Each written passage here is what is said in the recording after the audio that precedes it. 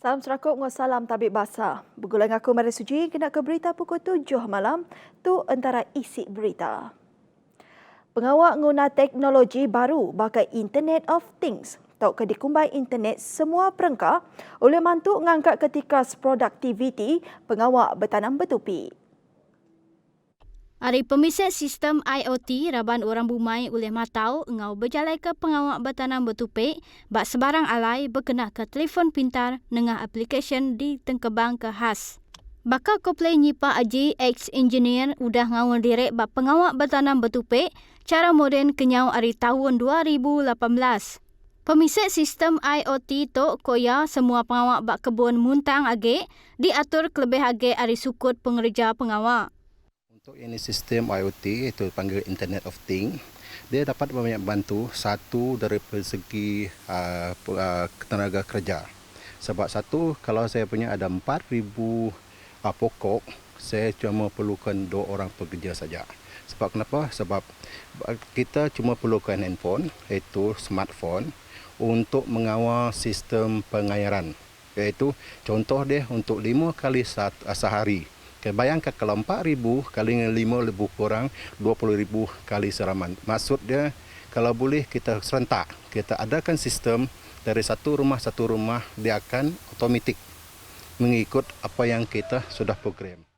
Kelimpah harinya koya pengawak bertanam bertupik cara moden tok megak serireh ngau pelasar ekonomi digital ari Kepala Menteri Datuk Patinggi Abang Johari Tun Abang Openg dikena ngemansang ke sukut bertanam bertupik di negeri tok. Dengan sistem IoT tok megak produktiviti pengawak bertanam bertupik dekat di kemana tikas ngambil ke oleh mujur ngagai tikas antarabangsa. Atau BBC oleh yang amat berhormat Ketua Menteri Sarawak iaitu Abang Zohari, itu dia mau Internet of Things. Dia mau majukan tu pertanian ni terutama untuk luar bandar dan juga dia ada peruntukan yang banyak. Saya ingat berbilion ringgit untuk khas untuk pertanian. Dan untuk tahun 2021 ni, bajet tahun lepas dia orang ada peruntukan lebih kurang 60 juta, untuk pekebun ataupun untuk petani. Dan juga dia orang sekarang ni kerajaan mempunyai langkah. Dia orang ada buat satu department, Jabatan Petani dipanggil bahagian Jabatan Pengembangan. Di mana tahun lepas saya terlibat untuk mengajar. Untuk mengajar itu bekas-bekas tentera dan juga pemuda ataupun generasi yang baru, generasi pemuda-pemuda. Raban nembiak megak diperansang ngambil kenyerta direk dalam pengawak bertanam bertupik moden bakato. Laban pengawak tok nak bakal keliak berpanas, bercangkul tang dia tok ngau bisik sistem IoT kita ulih berjalai ke pengawak bertanam tok ngena cara moden ianya seminak ngena ujung tunjuk jari ajak.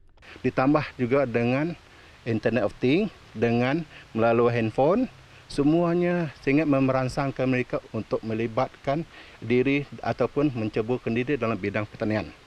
Nangkan kenya untuk peserta TKPM Yuan Mada, IoT mayuh mantuk memuntang ke pengawak bertanam bertupik, kelebih hagik basukut sistem merit suam.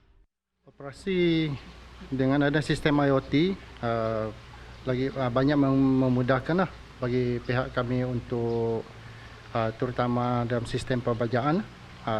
Dengan sistem IoT kita dapat mengawal jumlah kandungan baja dan bilangan kuantiti baja yang disalurkan ke RPH, dan di samping itu juga peningkatan hasil agak amat ketara lah.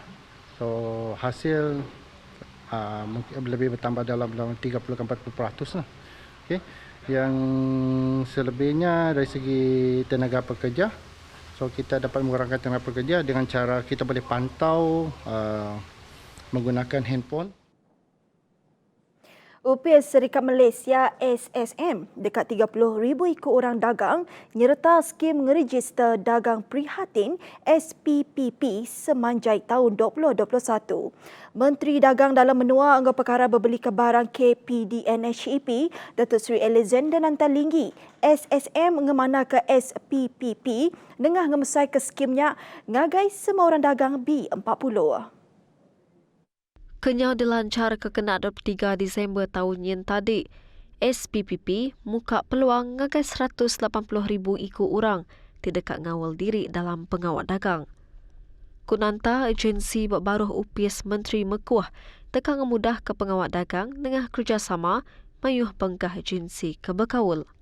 Maya diatu SPPP nyendia ke register percuma ngagai raban B40 kedekat ngepun ke aktiviti dagang yang kaum sidak tibedau kalak ngeregister pengawal dagang. Dengan skim tu, pedagang dekat boleh mayuh penguntung ari bermacam duit turuk angau duit pinjau ke disedia ke perintah ngambil ke pengawal dagang terus beroperasi. Kunanta nambah SPPP ukai semina ungkup orang dagang bak raban sidak kebesai tuai indai tunggal B40 serta nembia ajak tang nyerangkum sidak kedekatnya di orang dagang kelebih agi raban B40. Kita terus ngagai isi berita tu. UPS Kaunsil Negeri Sibu MPS dekat semua pedaja serta pedagang di Pasar Sentral Sibu persa COVID-19 dalam tempoh kesemak.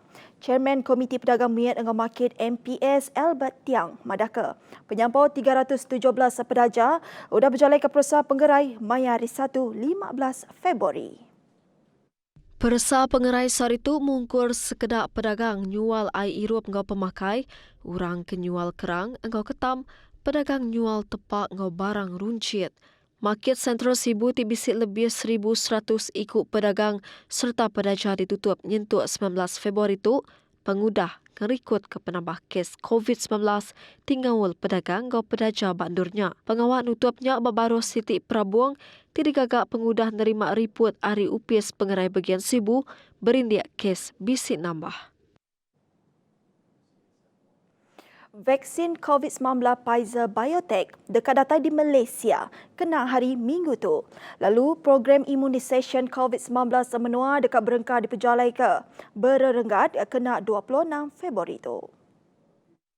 Kuk Menteri Besar Tan Sri Muhyiddin Yassin madah ia bertucuk vaksin bahari keterubah. Programnya diperjalai ke serta ngoraban gawak di luar. Maya ngelancarkan buat malin program imunisasi COVID-19 menua. Menteri Besar nambah fasa keterubah programnya dekat mungkur raban gawak di luar. Nyentuk April ditangkan ke. Fasa kedua tiberengkah bulan April nyentuk Ogos tinggal raban ke berisiko tinggi. Fasa ketiga mungkur raban besar tuai ke berumur 18 tahun ke atas, berengkah bulan Mei tahun tu nyentuk Februari 2022.